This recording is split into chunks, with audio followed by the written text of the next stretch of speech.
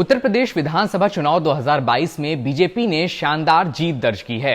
UP की जनता ने जो आदेश दिया है उसने कई राजनेताओं के लिए भविष्य की राह तय कर दी है।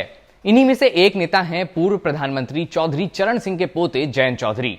जयंत चौधरी के लिए यह चुनाव रिवाइवल का चुनाव था। इसी चुनाव से तय होना था कि जयंत चौधरी की राजनीति का मुस्तकबिल में क्या होने वाला है। तो चलिए चुनावी चकल्लस के बीच देखते हैं कि अपने दादा चौधरी चरण सिंह और पिता अजीत सिंह से विरासत में मिली सियासत को जयंत चौधरी कितना आगे बढ़ा पाए हैं। उत्तर प्रदेश विधानसभा चुनाव 2022 से जयंत को क्या मिला है। उत्तर प्रदेश में इस बार राष्ट्रीय लोकदल यानी आरएलडी के जयंत चौधरी ने एसपी के अखिलेश यादव से हाथ मिलाया था। गठबंधन में जयंत चौधरी के हिस्से 33 सीटें आईं, जिनमें से उन्होंने 8 सीटों पर जीत दर्ज की और 19 सीटों पर उनकी पार्टी दूसरे नंबर पर रही। आरएलडी को 2022 के विधानसभा चुनाव में 2.85% वोट मिले हैं। अब सवाल है कि आरएलडी के लिए ये नतीजे कैसे हैं। इसका जवाब जानने के लिए हमें पिछले कुछ चुनावों में आरएलडी के प्रदर्शन को खोजना होगा। यूपी में 2017 के विधानसभा चुनाव में जयंत चौधरी की पार्टी केवल 1 सीट जीत पाई थी। जयंत चौधरी की कयादत में आरएलडी का यह पहला चुनाव था और उन्होंने अकेले मैदान में उतरने का फैसला किया था। 277 सीटों पर जयंत चौधरी ने उम्मीदवार उतारे, लेकिन 266 सीटों पर उनके कैंडिडेट्स की जमानत जब्त हो गई थी और पार्टी को कुल मिलाकर पूरे प्रदेश से 1.7% वोट मिले थे।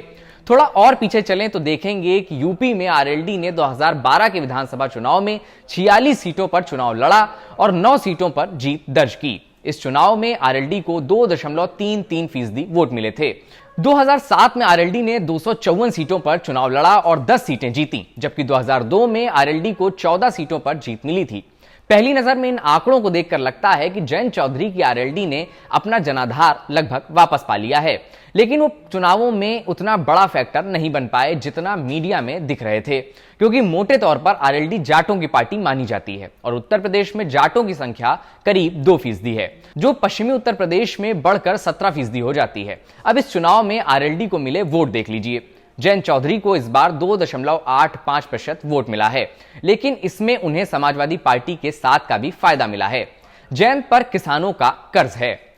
जब हम उत्तर प्रदेश विधानसभा चुनाव के नतीजे देखते हैं तो लगता है कि गठबंधन पूरी तरह हार गया और पश्चिमी उत्तर प्रदेश में बीजेपी ने 136 में से 93 सीटें जीत लीं, लेकिन इसमें आरएलडी को भी 8 सीटें हासिल हुई हैं, जो अगर किसान आंदोलन ना होता और यह माहौल ना बनता तो शायद मुश्किल था।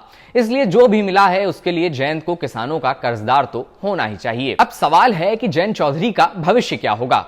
जयंत चौधरी अपने दादा और पूर्व प्रधानमंत्री चौधरी चरण सिंह की विरासत को आगे बढ़ाने की कोशिश कर रहे हैं, जो उनके पिता अजीत सिंह से होते हुए जयंत तक पहुंची है। 2017 के विधानसभा चुनाव में जब पार्टी राजनीतिक तौर पर बिल्कुल हाशिए पर चली गई तो बड़ा सवाल था कि पार्टी का भविष्य क्या होगा।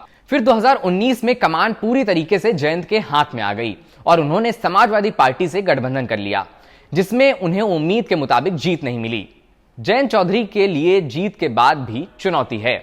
जिस मुसलमान जाट समीकरण के सहारे आरएलडी हमेशा जीतती रही है, उसे कुछ हद तक वापस पाने में तो जयंत कामयाब हो गए हैं, लेकिन अब उत्तर प्रदेश में समीकरण बदल गए हैं। बीएसपी और कांग्रेस ज्यादा वोट नहीं ले रही है, जिसका मतलब है कि आपको जाट मुस्लिम के फेर से आगे निकलना होगा।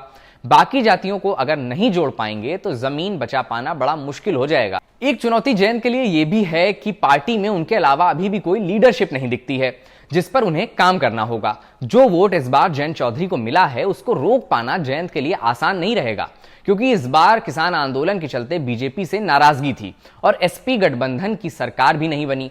तो कौन जानता है 5 साल में ऊंट किस करवट बैठेगा।